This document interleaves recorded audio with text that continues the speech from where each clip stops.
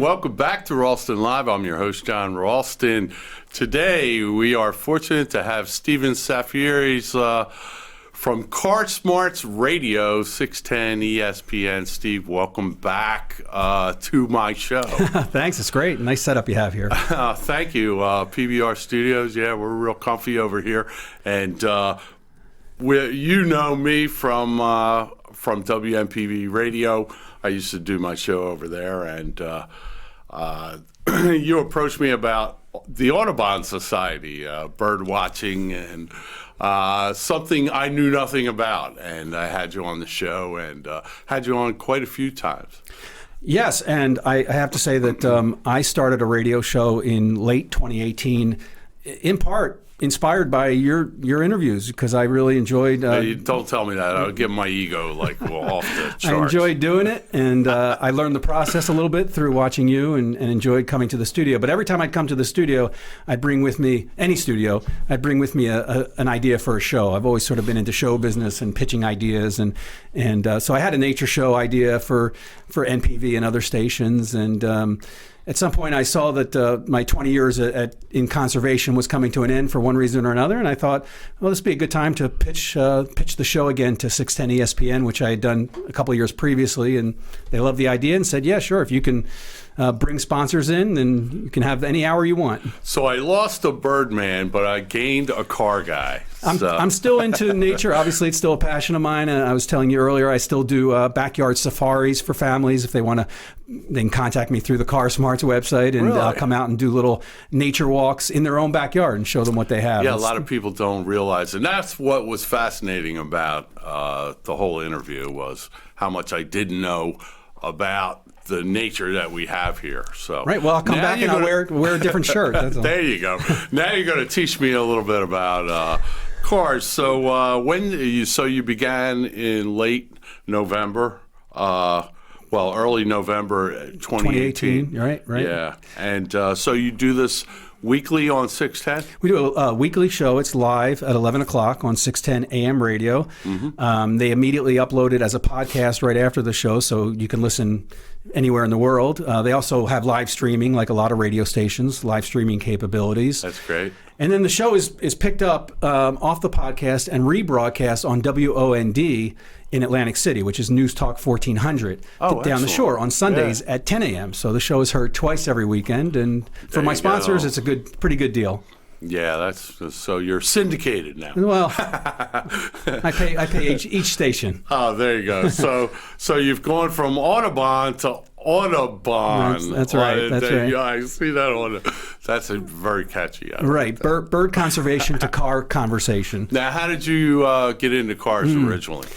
I've always been passionate about cars. My father was a car guy, as it were. He grew up in Warrington, Bucks County, Pennsylvania, when there was nobody out there. It was a very rural community, except there was one family that was really well known, and their name is the Holberts, the Holbert family, Holbert Racing family.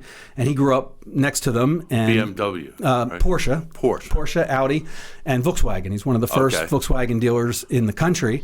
And my father grew up in that environment and wrenched on cars and was part of Bob Holbert's crew for a while, until he met my mother, and she moved him to the city, and he got a 9-to-5 job. But until then, he grew up with the Holberts, wrenched and raced. And I picked up that. He always worked in the automotive industry. He even had an auto parts store in the mid-'70s in Warrington. Nobody lived in Warrington in the mid-'70s, believe it or not. There hadn't been developed yet. And so an auto parts store was a tough sell, believe it or not, and didn't do well. He lasted about 3 years, and then we moved out west. But always in the car industry, and that's sort of in my blood and my brother's blood. And so have you always had classic cars around? My first car was, thanks to my parents' help, a '79 Trans Am in high school. Wow! You were the cool guy. Well, I thought so. Plus, I was into acting, so I was, trying to be popular. But I don't know if the car did any good. But I enjoyed it. It was a dream car. My parents helped get it, and I've had cars ever since. At least one car. I say I'm a car collector, but I collect one at a time. What kind of car do you have presently? Presently, I have a GMC Typhoon, which is a turbo V6, kind of related to the Buick Grand National, which are pretty well known, especially in this area. Nice. And I also have something called a La Forza, which is an Italian SUV. A few hundred of them were created in the United States, brought over from Italy in the late 80s, early 90s. They basically, I call them the Yugo of SUVs. They basically fell apart. The company went bankrupt in a year, and but I'm restoring it slowly, and that's kind of a fun project. How do you find parts for an old car like that? You find owners who have 2 or 3 of them, usually in California, because that's where they were primarily sold, and looking for, the part, or I have to go to Europe or Italy to find parts. Well, you can do that on a weekend, Steve. The internet. Right. Now, your guests, who are typically the guests that you have on? Yeah, it really runs the gamut. I've had everything from authors. I've had a world-renowned photographer who's based in Philadelphia, Michael Furman, who's done the work for Simeone Museum. I have a list here because there's so many. I've had comedians on, Vic DiBattista, who's a... Vic. Yeah, I watch Vic on... Ticked Off Vic? Yeah, I like Vic. He has a lot of car issues. A lot of issues. Car issues. Yeah, car content. And I had him on for a half hour. That was a great show. I've had an Elvis tribute artist who's actually a Pennsylvania native, lives up in the Scranton area, is a good friend of mine. He's a world-renowned, actually, tribute artist, goes around touring as Elvis around the world. And he came on and we talked about the cars of Elvis Presley. What did Elvis own? Elvis I was in Memphis this summer. Oh, okay. Yeah. Did you go to the museum? No, I didn't go to see the cars, but we did see Graceland and all that. Sure. Well, Elvis was a big car collector, and this Elvis tribute artist is a walking encyclopedia of everything Elvis. So we had a great show. I have car detailers on. I like to have tech students on, so I've had Temple University's School of Engineering. Nice. Yeah. They have a little Formula racing team.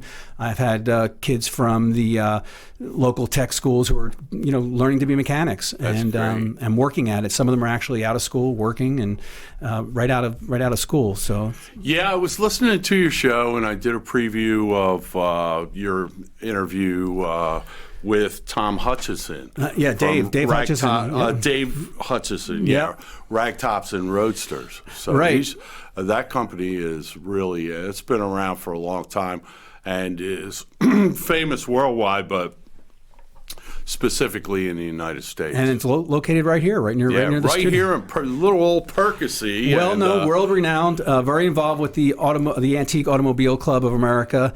They were just down at the Philadelphia Auto Show. They have a big display, and Dave was down there. And he was my second most requested guest. I told him this, next to Dr. Simeone, who owns the Simeone Museum down by the airport, who I still haven't gotten on the show. But Dave, everybody wanted to hear what Dave had to say about, old British cars, and it was a great show. Yeah, apparently he knows his stuff. Absolutely, yeah. And that's the thing. I bring on experts. I don't know everything about cars. I try to learn. I have professional race car drivers on. Every sponsor, including the Philly Auto Show, Classic Auto Mall, ELED Lights. I don't want to forget one. Pocono Raceway. They can come on for an hour and talk about their business and what they do. So yeah. I always like to have the sponsors. Absolutely. On. Yeah, we're dropping names. So and always room for more as well. And right. You don't have to be a car business if you want to reach that audience. Then we have a great show. So you have the podcast. Do you ever have cameras come in and do video? Yeah, sometimes I'll shoot a particular interview. We just did one with Iron Trap Garage, which is a very up-and-coming, it's a 37-year-old dude who builds 50s era hot rods. So he dresses the part. He knows everything about those cars. And his best friends, he says, are 60, 70, 80-year-old guys who have the wisdom of those days. And he's out in Boyertown. We shot that, and it's got over 10,000 views at this point. So I try to shoot as many interviews as I can and post them up on YouTube. We have YouTube, obviously, Instagram, Twitter, and Facebook. That's great. So you're having all the interviews. Are you finding anything challenging about your interview style? No, I mean, you learn quickly. Yeah, it's easy if if you let it come to you easy. Right, and I tell people if they're nervous, I just say, look, we're 2 guys having a conversation, or 2 people having a conversation about cars, and they tend to have a really good experience, especially if they come into the studio. I do phone-ins as well, and we relax and try to talk through it. But it took me a little while to get used to the clock, when to go to break and watch the engineer and all that stuff. But I think I'm finally, after a year and a half, relaxed, and I faced the guest as opposed to watching the clock and or reading the paper, right? Or reading the paper, right? Yeah. And we have what I do with my guests is have them come in half an hour early to the studio, and we just chat in the green room or waiting room, and that often I get a lot of content from that conversation that we have, even though I've done research. That conversation, that one-on-one, is really where I get a lot of the content. Yeah, you'll shorten that as time goes on. right. That coming in early thing. Sure. But social media, it's a whole different ballgame today. Being on camera, you can have. I just started a new YouTube channel, which I'm going to be publicizing very shortly, and. But what else do you use besides YouTube? Yeah, all the basic formats: Instagram, Facebook, obviously, YouTube. YouTube and Instagram, I think, are my main focus right now. I have Twitter, but I don't use it that much. And really, that's the way I gauge interaction with audiences. So the fact that I got 10,000 views on this Iron Trap Garage interview, plus a number of subscribers as a result of that, that's how the program builds. I work with a lot of the local car clubs. In fact, I have a car club partner program, which people can go to. A listener club. Yeah, I have a listeners club, and I also have a club program where I partner with clubs and try to get the word out about their events. Most of their events, I would say 99% of their events, are fundraisers for juvenile diabetes, cancer, veteran causes, things like that. And so I try to, through my radio show, partner with those clubs and get the word out about what they're doing. So you're promoting all that kind of stuff with a listener club. That's pretty good. Listener club is a way for people to get a preview email each week, as well as some other benefits, including free tickets to the Philly Auto Show and others. But what I'll do is I'll send out an email every Friday and say, hey, here's our guest this Saturday. Be sure to tune in at 11 o'clock. We have an interesting topic, and this is what we're going to be talking about. And so I try So you get to do a preview through the week. Yep, every week I do a preview email. Great. Yeah, and also other social media as well. That's fantastic. Now, Pennsylvania has quite a bit of car enthusiasts. Yeah, I didn't even know this coming into the show. I mean, I'm a car guy. I go to there's a ton of car shows, as people know. I mean, you can go to 3-4 a weekend during the season, which is sort of April through October. Your wife would let you do that? Oh, sure. Yeah, I mean, especially with the radio show, I show up and it's business. I get a booth. I help promote the shows, but it's a way to meet people. And there's just, I hear it from a lot of car guys, car people, I should say, really, who are involved in clubs, is that there's a lot going on in Pennsylvania. And some say second really only to California as far as enthusiasts. And it's kind of like Audubon. This is a pretty popular area for bird watching and conservation. It's the same thing in cars. There's a lot going on. We have Hershey, Harrisburg. We have, the Philly Auto Show. There's a lot of big events, a lot of the AACA Museum out in Hershey. Mecum comes to Harrisburg once a year. There's just tons to do if you're into cars. Tons of museums as well. So now if people want to follow you, where do they go? They can go on the web, right? Absolutely. CarSmartsRadio.com is the website. From there, you get to the Facebook page under the same name. The YouTube channel is CarSmarts Radio TV. And yeah, there's lots to see and do, and I'm always looking for new guests too. So shoot me an email. Let me know if you have an interesting story, or you've been in the automotive world for a period of time, or have some interesting tale to tell. I stole 4 or 5 things off of you already. Oh, good. To start out with. Absolutely. But, it's great that you're getting to explore your passion. Yeah, it's great. And the other advantage to that is that I've met a lot of people who knew my dad back in the day, or who are part of a club that my dad was in, or, it's just amazing. My dad passed in 93, so I don't hear his stories anymore, but I'm meeting people who knew him and are still around. Jack Thompson, for example, Thompson Dealerships, knew my dad. My son works for them. Oh, really? Thompson. I was at Simeon a couple years ago, and for Roger Penske's, they were honoring Roger Penske, and I walked up to Roger Penske. My dad worked for him, during that Holbert racing period in the late 50s. And I said, hey, my dad worked for you. And he goes, oh, yeah, what was his name? And I spelled my last name, which is kind of an unusual name. Actually, he spelled it. I said, Bernie Saffier, that's my dad's name. And he said, Saffier. And I was like, and he's 80-something years old. And he remembered, because back in those days, it was a small tight-knit group of guys who used to race. In fact, I want to do this documentary about the racing heritage of Philadelphia. Yeah, I wanted to talk to you about that. You got a documentary planned for just the local area? Yeah, just sort of the southeastern Pennsylvania, southern New Jersey area. There's a ton of heritage here. And this all started when I learned about Baker's Acre, which was a development in the 60s, a housing development, in the late 50s, mid to late 50s in Huntington Valley, Montgomery County. That wasn't finished yet. They had sort of graded the land, and there was one or two houses, and the roads were there, and it was a loop road. And people like Al Holbert, Mark Donahue, Roger Penske would run this loop road as a time trial, and they would call the police and say, we're going to be running race cars, old Porsches and Saabs and Volvos and Corvettes and things like that around this track. And that got me thinking, wow, there's a lot of heritage in this area. Kind of like Levittown. Yeah. Before that was finished. Langhorne. There's a million racetracks that have Vargo come and gone. And there was a lot of racing here in the late 50s, early 60s. Grandview's still going. Do you ever go up there? No, I just got back from New Jersey Motorsports Park, though. That's fairly new down near Atlantic City. And, there's just an amazing amount of stuff going on. The first time I went to Grandview, I went up there and I'm like, wow, this is great. We could go right up here to the front row. Right. And because there's nobody sitting there, and there's a reason why. Because the dirt flies right off the track, right onto the first row. Yeah. I'm like, honey, we're going up to the top row. Ton of dirt racing in Pennsylvania, a ton. I mean, there's just a lot of people involved in that hobby, really. It's not even, I don't think it's a profession for a lot of them. It's just they put the money in, that's their weekend thing. They tow their car up to a track and race. And there's a circuit, and yeah, there's a big presence of dirt track. So what kind of guests would you like to have on in the future? I love having authors on. I've had a lot of authors, people who've had the guy who wrote the Yugo, the book about the Yugo.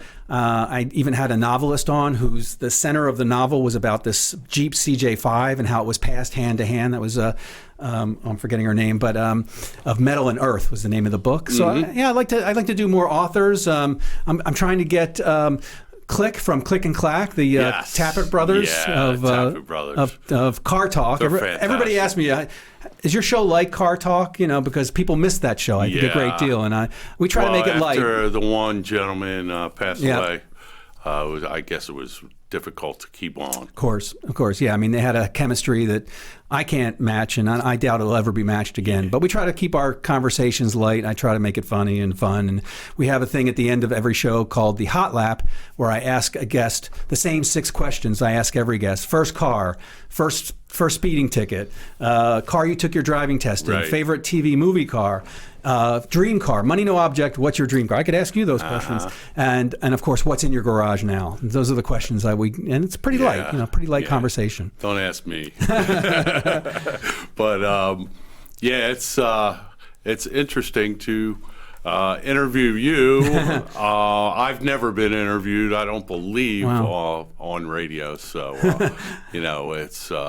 how does it feel to be interviewed again? I think it's a little more nerve-wracking than actually, than having the preparation, because I really do put time into preparing, knowing what I want to talk about. And then, like I said, a lot of stuff is spontaneous, and it comes out of our conversation before the show. But I learned the talking point system through you and our interviews. But yeah, I love talking about things I'm passionate about. I think anybody does. Well, we ask people to send talking points so the interview can go the way they need it to go. That's right.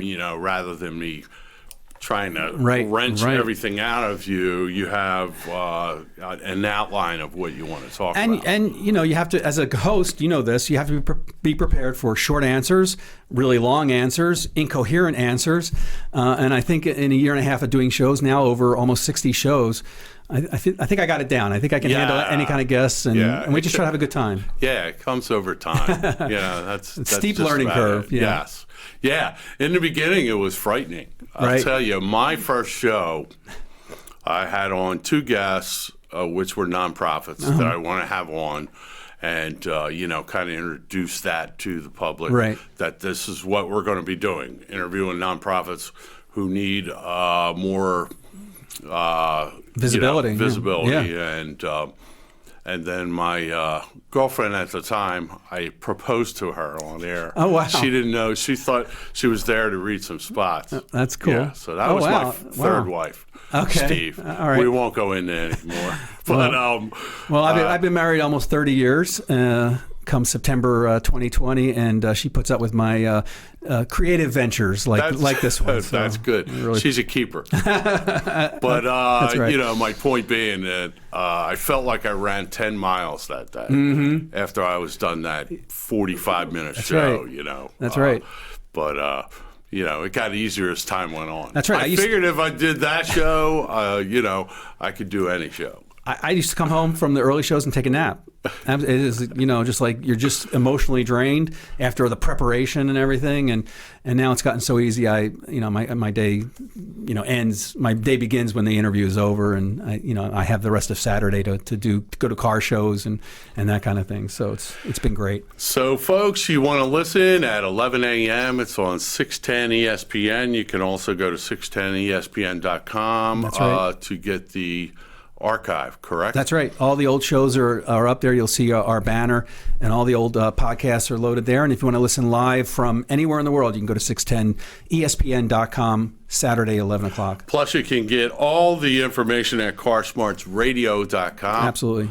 Steve, thanks so much for being on the show. We really appreciate it. Thank you. Thanks. Folks, when we come back, we have more for you right here on Ralston Live.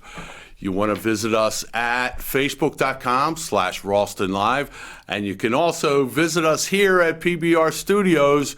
You want to go to PBRProductions.com.